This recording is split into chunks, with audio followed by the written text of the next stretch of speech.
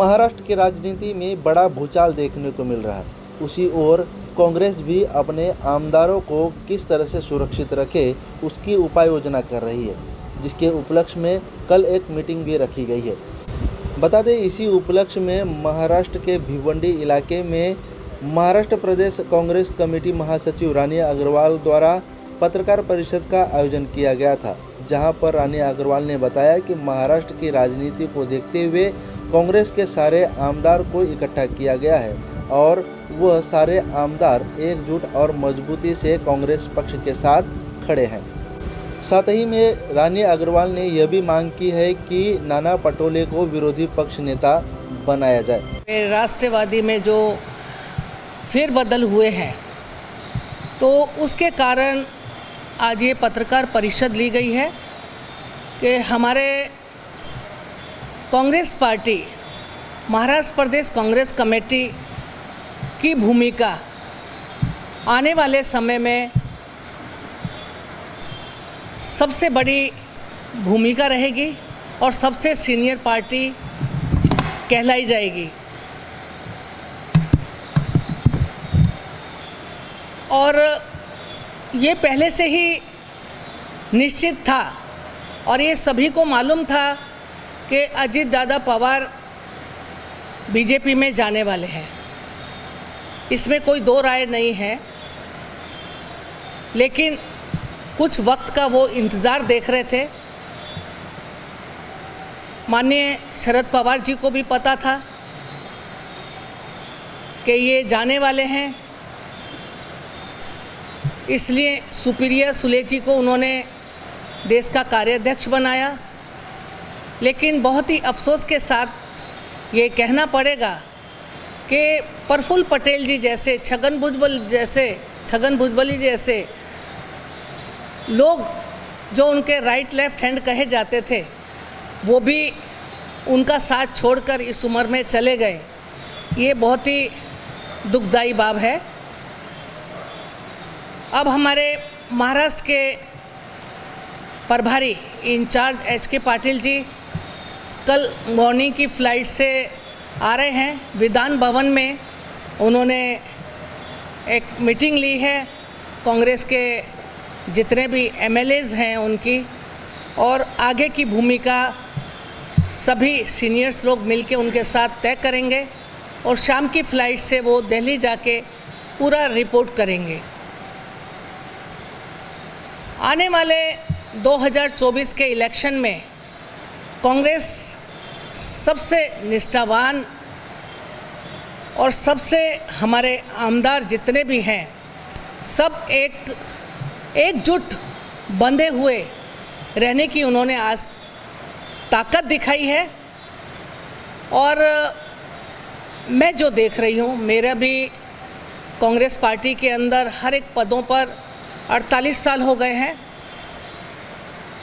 लेकिन कांग्रेस के जो आमदार हैं चुन के आए हुए, वो निष्ठा के साथ राहुल जी गांधी और मल्लिकार्जुन खड़गे जी हमारे माननीय अध्यक्ष, हमारी माता तुल्य सोनिया जी गांधी, इनके साथ जुड़े हुए हैं। महाराष्ट्र के अध्यक्ष एक जुझारू नेता हमारे नाना पटोले जी, उनकी भूमिका बहुत अच्छी अभी है। उन्होंने बहुत मेहनत की है पार्टी को एकजुट रखने में। हमारे बाला साहब थोरात जी जो सीनियर लीडर हैं, अशोक चव्हाण जी माजी मुख्यमंत्री, सुशील कुमार शिंदे जी हैं, पृथ्वीराज चव्हाण जी हैं, ये सभी लोगों ने पार्टी को बांधे रखने में अपनी बहुत बड़ी भूमिका निभाई है और अभी एक बड़ी ताकत के रूप में महाराष्ट्र के अंदर उभरेंगे। और हमारी मांगनी यही रहेगी कि महाराष्ट्र के अंदर अभी अपोजिशन का लीडर नाना पटोले जी को बनाया जाए। वो एक जुझारू नेता हैं। जो लोग गए हैं अजित पवार जी के साथ, जो लोग गए हैं उनके पीछे बीजेपी की जो कूटनीति थी वो ठीक है, ईडी के भरोसे, सीबीआई के भरोसे जो बीजेपी काम कर रही है, पूरे देश में कर रही है, महाराष्ट्र में ही नहीं पूरे देश में कर रही है कि इन्होंने देश में कोई ऐसे काम नहीं करे। 9 साल के इनकी सरकार हो गई है सेंट्रल में, लेकिन कोई ऐसा काम नहीं किया जिसकी बदौलत जनता के बीच में जाके ये वोट मांग सकें। अब इनके पास एक ही काम बचा है कि चुने हुए जो MLAs हैं, MPs हैं, उनको कैसे तोड़ा जाए। उनको तोड़ने की यही है कि इनके पास प्रणाली के CBI और ED इनके पीछे लगाई जाए और इनको तोड़ा जाए। और क्या कांग्रेस भी इस बात से डरी हुई है, इसलिए आपने सारे MLAs को इकट्ठा कर लिया? नहीं, कांग्रेस डरी हुई नहीं है और कांग्रेस का एक भी आमदार किधर जाने वाला नहीं है। कांग्रेस की एक विचारधारा है। कांग्रेस एक पार्टी ही नहीं है, कांग्रेस एक विचारधारा है देश के अंदर, विचारधारा है। इसके लिए हम आगे की नीतियां क्या बनानी है, आगे के आने वाले इलेक्शन में क्या करना है, इसके लिए मीटिंग ले रहे हैं। वहीं दूसरी ओर कांग्रेस के इसी पत्रकार परिषद में कांग्रेस अल्पसंख्यक प्रदेश प्रवक्ता इकबाल सिद्दीकी ने कहा कि लालच के चलते और सत्ता के कारण महाराष्ट्र सरकार की बर्बादी हो रही है। यह पूरा खेल 2024 के चुनाव के लिए किया जा रहा है। वहीं राहुल गांधी जिस तरह से विपक्ष की मजबूती कर रहे थे, उसे खोखला करने का काम भी बीजेपी सरकार कर रही है। विरोधी पक्ष नेता जितेंद्र आव्हाड के बारे में बोलते हुए इकबाल सिद्दीकी ने कहा कि अगर कांग्रेस पार्टी के पास आंकड़े हैं तो वो आंकड़ा अगर राष्ट्रवादी कांग्रेस पार्टी के पास है तो वो आंकड़ा दिखाएं और उसके बाद विरोधी पक्ष नेता चुना जाए। वहीं शिंदे फडणवीस ने स्थापन की हुई सरकार यह पूरी तरह से इनलीगल होने का दावा भी कांग्रेस ने इस पत्रकार परिषद के दरमियान किया है।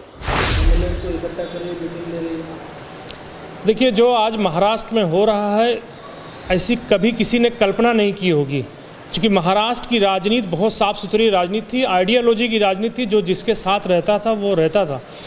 लेकिन बड़े अफसोस के साथ कहना पड़ रहा है कि 3 साल में 3 बार शपथ ग्रहण हो रहा है और एक ही आदमी 3 बार उप मुख्यमंत्री की शपथ ले रहा है।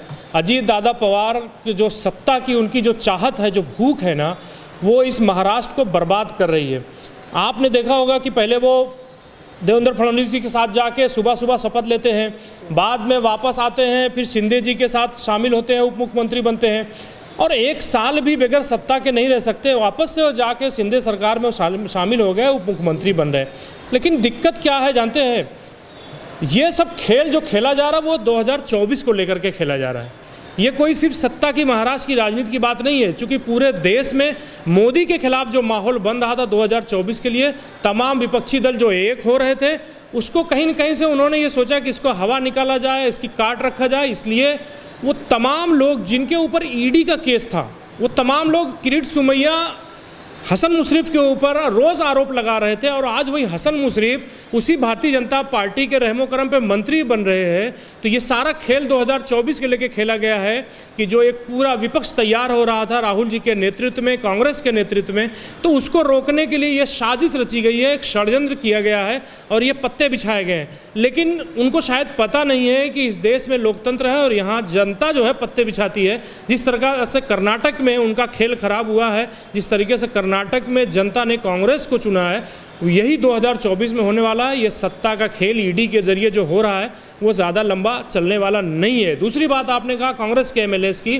कांग्रेस के एमएलए के बारे में ये बात कही जाती है हमेशा, लेकिन डे 1 से कांग्रेस के तमाम एमएलए एकजुट हैं, एक साथ खड़े हैं और कांग्रेस में कोई टूट फूट या किसी तरह की कोई न शंका है न आशंका है। आगे की रणनीति तय करने के लिए बैठक हो रही है और जो हालात है, जिस तरह से सुप्रीम कोर्ट ने कहा है कि जो शिंदे के साथ गए एमएलए ठाकरे साहब ने, जो उद्धव ठाकरे जी ने जो केस किया हुआ है, उनको डिस्क्वालीफाई होना चाहिए 16 लोगों को। वो डिस्क्वालीफाई होते हैं तो ये सरकार अपने आप गिरने वाली थी। इसलिए ये तमाम षड्यंत्र ये भी किया गया है और उम्मीद ये है कि शिंदे सरकार भी हफ्ते में शिंदे साहब मुख्यमंत्री पद से उनको जाना पड़ेगा और हो सकता है भाजपा किसी और को मुख्यमंत्री बनाए। ये सब खेल बहुत गंदा महाराष्ट्र में चल रहा है। महाराष्ट्र की जनता इसको बहुत अच्छे से देख रही है। जो माहौल इस प्रदेश में था, आज की डेट में अगर महाविकास आघाड़ी मिलकर चुनाव लड़ती तो 288 में से 200 से ज़्यादा सीट जीत करके आने वाली थी। भाजपा को यही दिक्कत थी, इसीलिए उन्होंने ईडी और सीबीआई इनकम टैक्स लगा के ये सत्ता का नया खेल शुरू किया है। यही है और कुछ नहीं। विरोधी पक्ष नेता को लेकर भी आपके सवाल थे? नहीं, विरोधी पक्ष नेता का कैसा होता है कि जो सबसे बड़ा दल विपक्ष में होता है उसे मिलता है। अब चूंकि अजीत पवार साहब बोल रहे हैं मेरे साथ इतने एमएलए हैं, पवार साहब बोले मेरे पास इतने एमएलए हैं, वो हाउस में तय होता है और स्पीकर के सामने तय होता है। स्पीकर ही अपॉइंट करता है। अगर हमारे 44 एमएलएज हैं, अगर राष्ट्रवादी ज़्यादा रहेंगे तो बेशक विरोधी पक्ष नेता कांग्रेस का बनेगा। अगर पवार साहब खींच के लेके आ जाते हैं 45 तो फिर सीधी सी बात है फिर उनका रहेगा। ये तो नंबर का खेल है विरोधी पक्ष नेता का।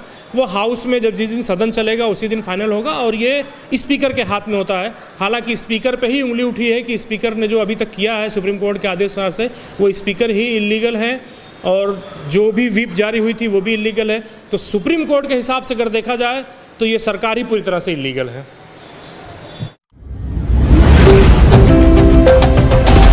स्पीड न्यूज रहे सबसे आगे।